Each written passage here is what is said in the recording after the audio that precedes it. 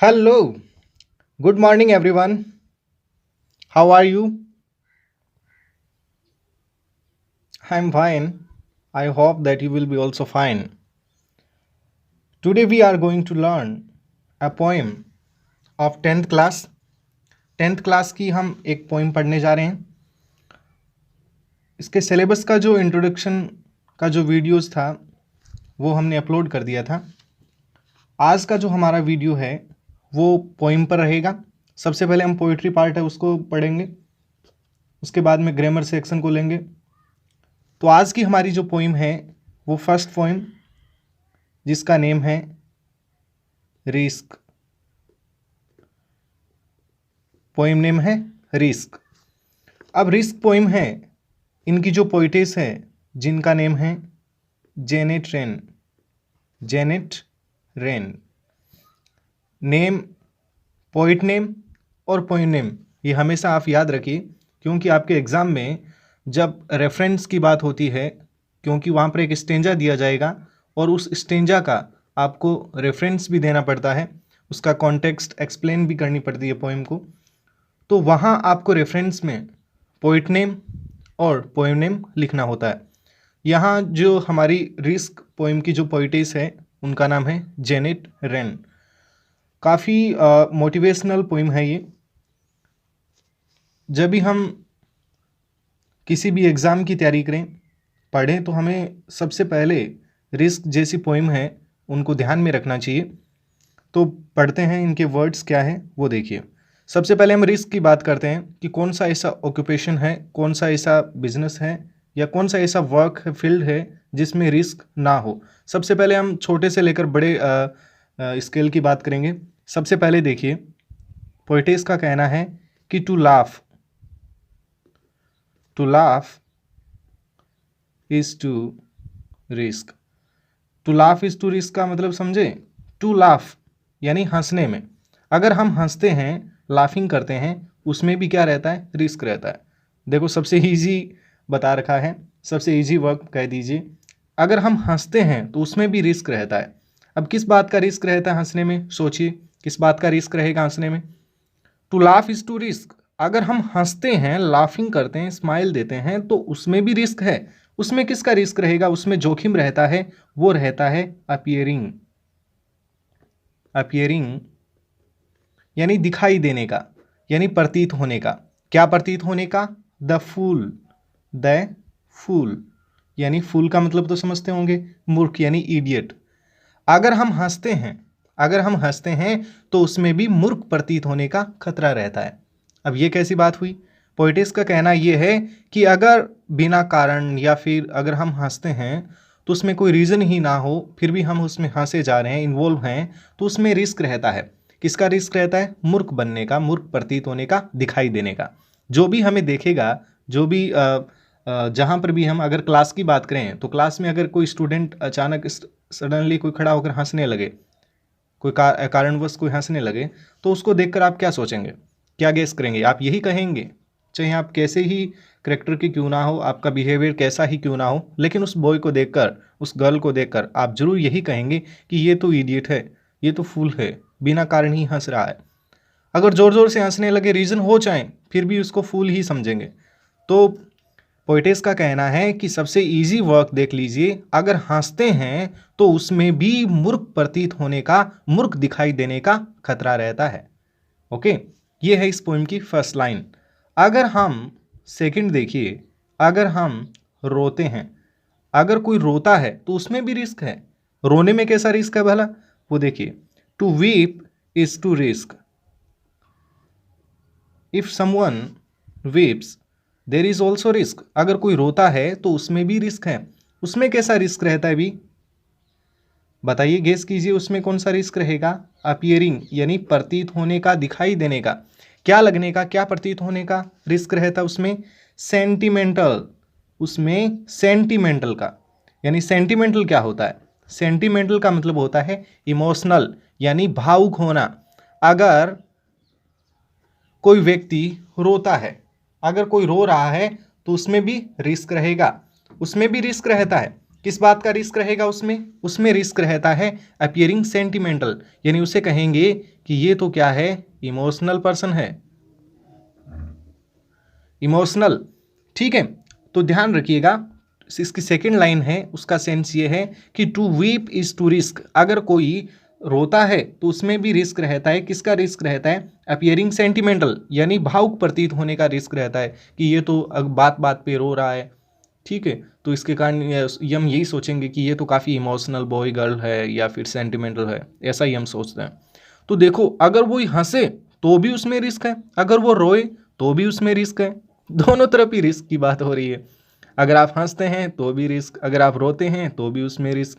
कैसा रिस्क रहता है? अगर हंसे तो उसमें कहेंगे कि मूर्ख हो तुम, तो you are fool, you are idiot.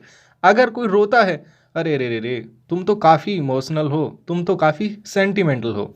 ठीक है, तो फिर क्या करना चाहिए? पोइटेस ने तो यहाँ पर ये दोनों बातें रख दी कि अगर आप रोए तो भी उसमें खतरा है, अगर आप हंसे तो भी उसमें रिस्क है। तो ऐसा कर लीजिए ना कि आप हंस भी लीजिए और रो भी लीजिए। अगर आप दोनों ही नहीं करेंगे तो भी उसमें रिस्क है। उसके बाद में भी आगे, अभी तो ये टू लाइन्स आई है, आगे भी आप पोएम में देखेंगे रिस्क ही रिस्क है। यानी आप देखेंगे कि जितने भी एक्शंस है, जितने भी वर्क हम करते हैं, उन सब में रिस्क है। तो क्या हम वर्क करना छोड़ ही देंगे? क्या हम बैठ जाएंगे घर पे, कुछ भी नहीं करेंगे क्या? अगर आप हंसे तो भी उसमें रिस्क है, सबसे स्टार्टिंग लाइन में ये कह दिया। अगर रोए तो भी उसमें रिस्क है। अगर रिस्क है तो दोनों ही कर लीजिए ना, आप हंस भी लीजिए और आप रो भी लीजिए, क्योंकि रिस्क तो ऐसे ही है। कहेंगे तो आपको और एक्शन करेंगे, अगर आप खाली बैठे रहेंगे तो भी आपको कुछ ना कुछ कहेंगे। ओके, तो ये थी इसकी टू लाइन। अब थर्ड लाइन में देखिए पोइटेस क्या कहती है। To reach out for another. अब to reach out for another का मतलब क्या होता है भी? ये to reach out for another, इसको देखिए भी, सॉरी दिख रहा होगा। To reach out for another, to reach out for another का मतलब है, अनदर तो मतलब समझ गए होंगे, दूसरों, यानी अन्य लोग। ठीक है, यानी अदर पीपल, यानी कोई भी अन्य पर्सन क्यों ना हो, उस पर्सन की बात हो रही है। कि अगर आप, ये फॉर तो समझ गए होंगे प्रेपोजिशन है के लिए। To reach out for another यानी दूसरों की, ये रीच आउट है, इसका मतलब है हेल्प करना। अगर आप दूसरों की हेल्प करते हैं, अगर आप किसी की हेल्प करने की कोशिश करते हैं तो भी उसमें रिस्क है। तो आप सोचते होंगे अरे यार हेल्प करेंगे तो उसमें तो रिस्क होगा ही, जिस भी पर्सन की हम हेल्प करने जा रहे हैं तो उसमें कुछ ना कुछ तो हम उसको देने जा रहे हैं। ठीक है, और देंगे तो उसमें रिस्क तो है ही। लेकिन यहाँ पर पोइटिस का कहने का अर्थ वो नहीं है। यहाँ पर रिस्क किस बात का रहता है वो देखिए। To reach out for another, अब दूसरों की हेल्प करने में भी रिस्क है। इज टू रिस्क, यानी उसमें भी क्या है? रिस्क है। किस बात का रिस्क है भी? इन्वॉल्वमेंट का। अब ये इन्वॉल्वमेंट क्या होता है भी? इन्वॉल्वमेंट का मतलब होता है उसमें खुद क्या होना? इंक्लूड होना, खुद शामिल होना, यानी हिंदी में कहें तो संलिप्तता।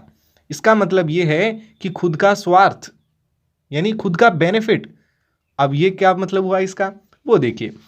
To reach out for another, अगर आप किसी दूसरों की हेल्प करते हैं तो उसमें रिस्क रहता है। किसका रिस्क रहेगा? इन्वॉल्वमेंट का। इसका मतलब क्या हुआ? खुद के स्वार्थ का। यानी लोग क्या कहेंगे?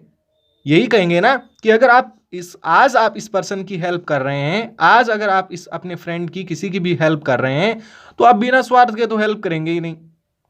आप बिल्कुल भी उसकी ऐसे ही बिना बेनिफिट के, बिना सेल्फिश के आप उसकी हेल्प नहीं करने वाले हैं।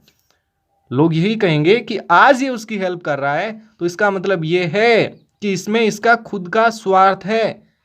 खुद के बिना फायदे के तो ये हेल्प करेगा नहीं।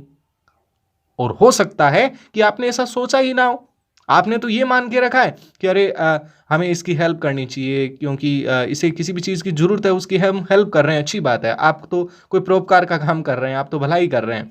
लेकिन लोग यही कहेंगे, क्योंकि अगर आप हंसते हो तो सच में मूर्ख हो क्या आप? अगर आप रोते हो तो सच में क्या भावुक हो? नहीं हो। ना ही आप मूर्ख हो, ना ही सेंटिमेंटल हो आप यहाँ। लेकिन ये कह कौन रहा है? लोग कहते हैं। यानी लोग कहेंगे कि अगर आप हंस रहे हो तो लोग कहेंगे कि मूर्ख हो आप। अगर आप रोते हैं तो लोग कहेंगे कि आप भावुक हो, यानी आप सेंटिमेंटल हो, इमोशनल हो। अगर आप दूसरों की हेल्प करते हैं तो लोग कहेंगे। हो सकता है कि आपका ऐसा इंटेंशन ना हो, लेकिन लोग यही कहेंगे कि हेल्प कर रहा है तो इसमें ये खुद भी क्या है, शामिल है। इसका मतलब खुद का स्वार्थ है, इसका कोई निजी कोई प्रॉफिट है, कोई बेनिफिट है इसका, इसलिए ये हेल्प कर रहा है। तो देखिए हेल्प करने में भी रिस्क है। ओके, चलो आगे पोइटिस क्या कहती है वो देखिए। टू एक्सपोज फीलिंग्स, एक्सपोज का मतलब समझ रहे हो ना, प्रदर्शित करना यानी दिखाना, बताना कह दीजिए। To expose feelings, to expose feelings, आप अपनी फीलिंग्स को एक्सपोज कर रहे हैं, बता रहे हैं, किसी को एक्सप्रेस कर रहे हैं। अगर आप फीलिंग बताते हैं, अपनी भावनाओं को बताते हैं, तो भी उसमें क्या है, रिस्क है। अब आप सोचिए उसमें कैसा रिस्क होगा भी। अगर हम किसी की किसी की क्या अपनी फीलिंग्स वगैरह है वो किसी को बता रहे हैं, तो उसमें भी रिस्क है। उसमें कैसा रिस्क है भी, बताइए, सोचिए क्या रिस्क होगा। अरे यही रिस्क होगा कि आप क्या कर रहे हैं, एक्सपोजिंग कर रहे हैं। आप तो एक्सपोज कर रहे हैं। आप तो एक्सपोज का मतलब ये भी समझ लीजिए, भांडा फोड़ कर देना, यानी असलियत प्रकट कर देना। यानी आप एक्सपोज कर रहे हैं। किसको एक्सपोज कर रहे हैं भी, योर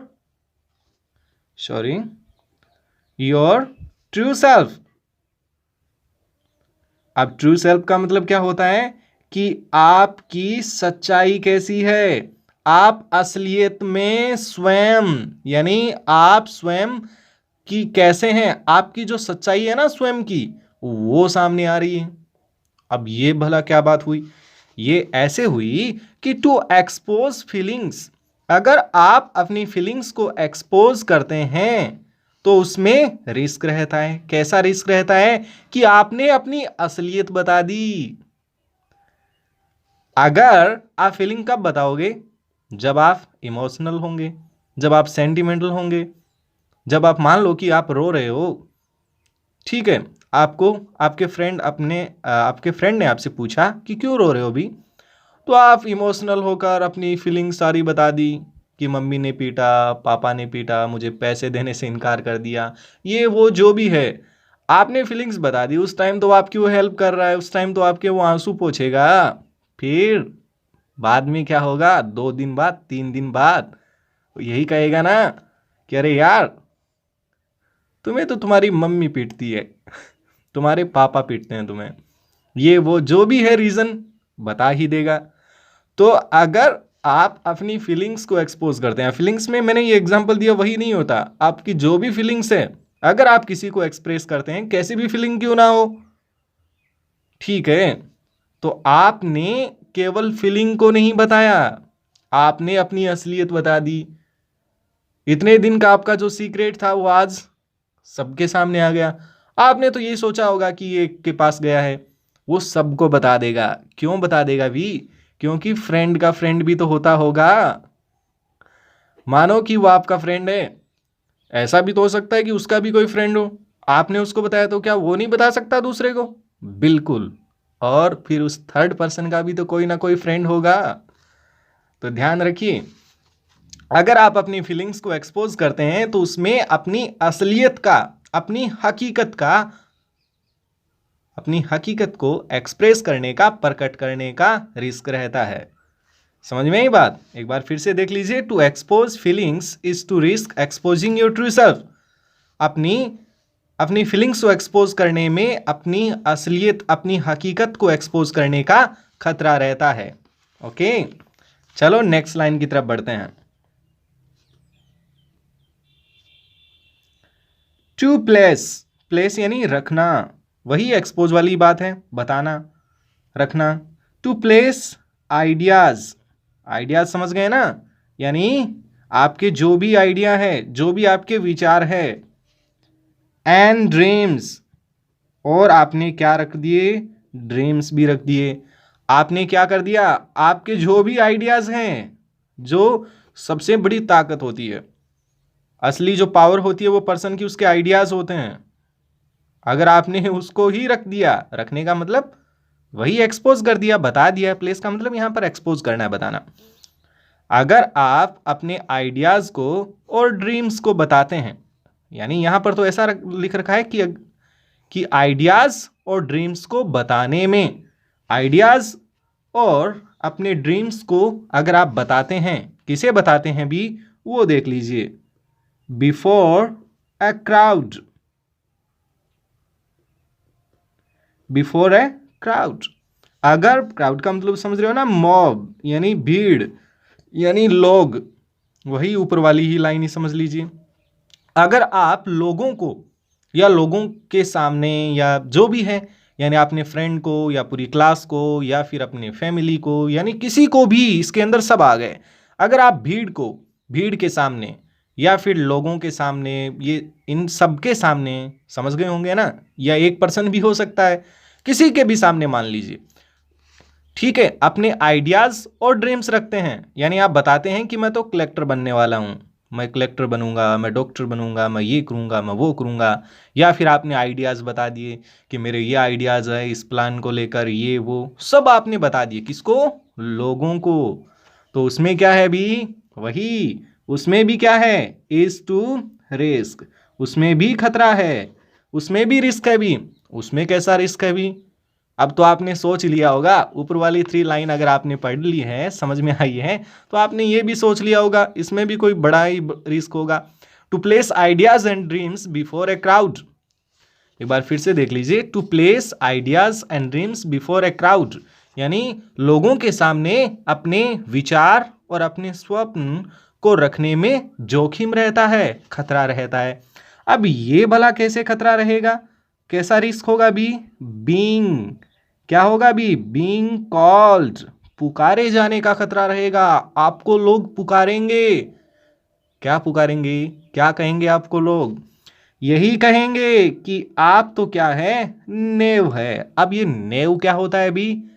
अब आप सोच रहे हो नेव का मतलब पक्का ही यही होगा, पागल, इडियट, यही होगा ना? अरे नहीं, इसका मतलब पॉजिटिव देखे तो वैसे इसका अर्थ होता है भोला। भोला तो समझते हो ना, नवसीखिया, यानी कोई फील्ड में नया होना। नहीं तो भला कौन अपने आइडियाज़ और ड्रीम्स को बताता है, किसी को एक्सप्रेस करता है क्या कि मेरे ये ड्रीम हैं, मेरे ये आइडियाज़ हैं? वही बताएगा ना जो उस फील्ड में नया हो, जो नवसीखिया हो, यानी भोला हो। जो भोला होगा वही ऐसे कहेगा। तो ध्यान रखना भी, अगर आप अपने आइडियाज़ और ड्रीम्स को किसी के सामने रखते हैं तो इससे आपको लोग कहेंगे कि आप तो भोले हो।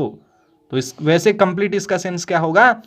लोगों के सामने यानी भीड़ के सामने अपने आइडियाज़ और विचार, सॉरी, अपने आइडियाज़ और ड्रीम्स यानी विचार और स्वप्न को लोगों के सामने रखने में भोला, पुकारे जाने का खतरा रहता है। समझ में आ गई बात? ये थी इसका फर्स्ट स्टेंजा की ये 5 लाइन्स। कौन सी एक बार फिर से देख लीजिए। To laugh is to risk appearing the fool, यानी हंसने में मूर्ख प्रतीत होने का खतरा रहता है। If you laugh then there will be risk to be fool, to be called fool. अगर आप रोते हैं, if you weep then there is also risk to be called emotional, sentimental. अगर if you try to reach for another person, इसका मतलब क्या है भी?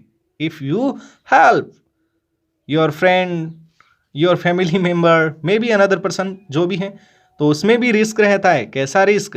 It means there is your personal benefit, उसमें आपका खुद का कोई ना कोई बेनिफिट है, यानी खुद के स्वार्थ का, यानी खुद उसमें इंक्लूड है, शामिल। To expose feelings is to risk exposing your true self. If you expose your feelings, अगर आप अपनी फीलिंग्स को एक्सपोज करते हैं, एक्सप्रेस करते हैं, किसको? To your friend, then there is also risk. What is the risk? Yes, it means you have already exposed your true self. Maybe you don't know, but you have exposed your reality. Next, to place ideas and dreams before a crowd. अगर आप भीड़ के सामने, लोगों के सामने, if you express your ideas, dreams, that you wanna be a doctor, collector, this is your idea, okay, तो क्या होगा?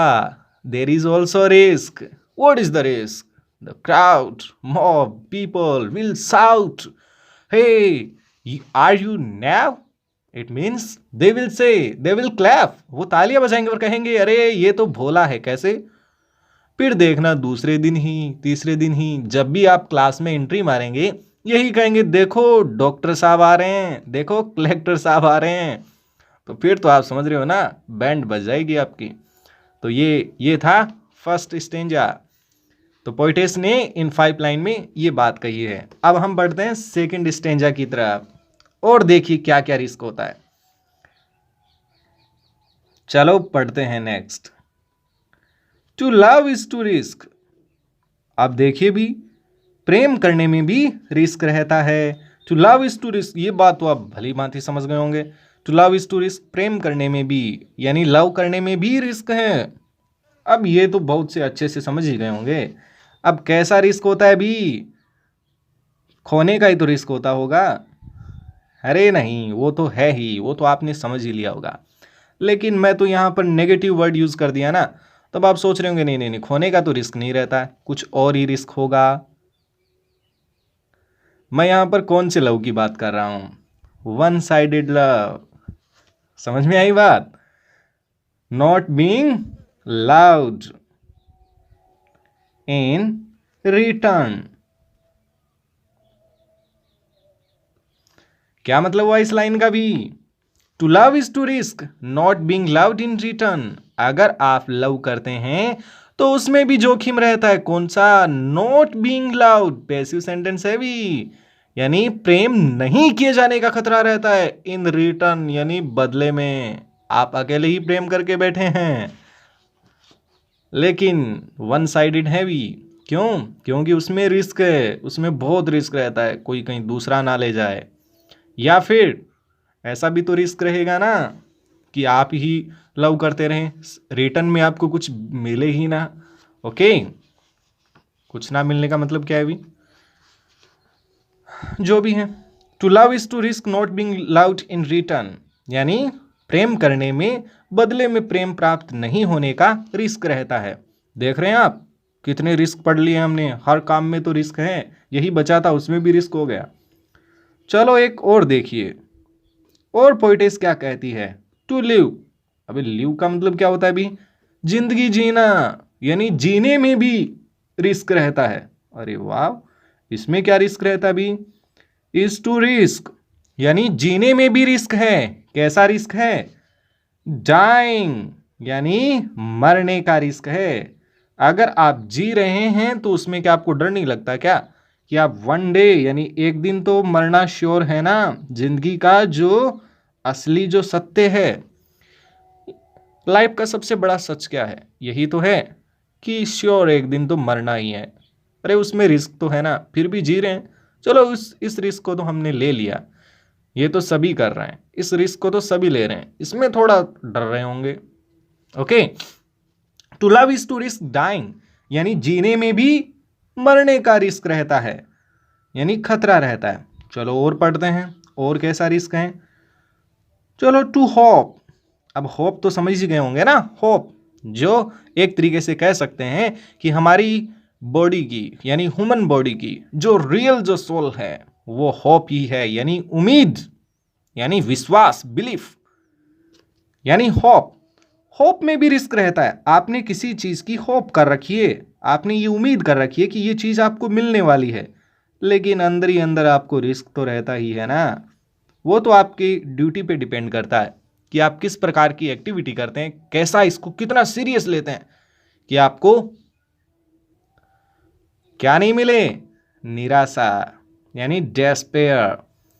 ओके, तो होप में किसका रिस्क रहता है? निराशा का हाथ लगने का, यानी to hope is to risk despair, यानी उम्मीद करने में निराशा, हाथ लगने का रिस्क रहता है। अगर आप होप करते हैं तो उसमें डेस्पेयर, निराश होने का जोखिम रहता है, खतरा रहता है।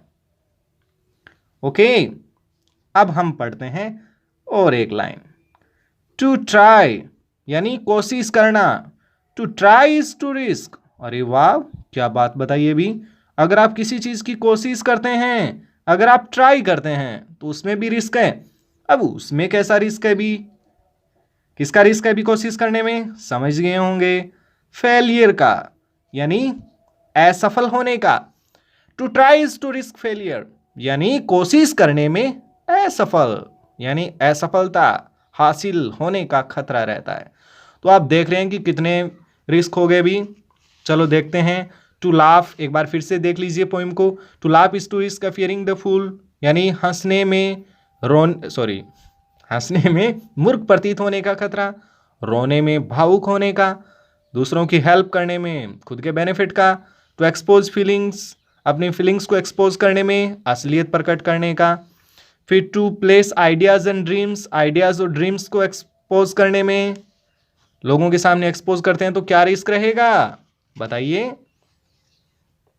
बीइंग कॉल्ड नेव, यानी भोला पुकारे जाने का खतरा रहेगा ना। To love is to risk not being loved in return, अगर आप प्रेम करते हैं तो उसमें बदले में प्रेम प्राप्त नहीं होने का खतरा रहेगा। To live is to risk dying, और जीने में मरने का खतरा। To hope is to risk despair, आशा में निराशा का खतरा। कोशिश में फेल का, असफलता का रिस्क रहेगा। ओके, तो ये थे आपके 2 स्टेंजा। अभी पोइम कंप्लीट नहीं हुई है, आगे भी हम बात करते हैं। अभी तक कितनी रिस्क पढ़ ली हमने? 1 2 3 4 5 6 7 8 9, अभी तक हमने 9 रिस्क पढ़ी है। अब आगे भी हम देखेंगे नेक्स्ट पार्ट में क्या होता है अभी। अब इसमें तो केवल रिस्क की बात हो रही है ना। इस पोएम को, इतने स्टेंजा को पढ़ के तो ऐसा ही लग रहा है कि हमें तो रिस्क लेनी ही नहीं चाहिए। देख रहे हैं कि हर एक्शन में रिस्क है। जिंदगी के सबसे बड़े जो वर्क थे, जो फील्ड थे, उसमें तो रिस्क हो ही गई। अब तो फिर बचा ही क्या है। अब बचा जो कुछ भी है वो नेक्स्ट पार्ट में होगा। आज के लिए बस इतना ही। Thank you, have a nice day.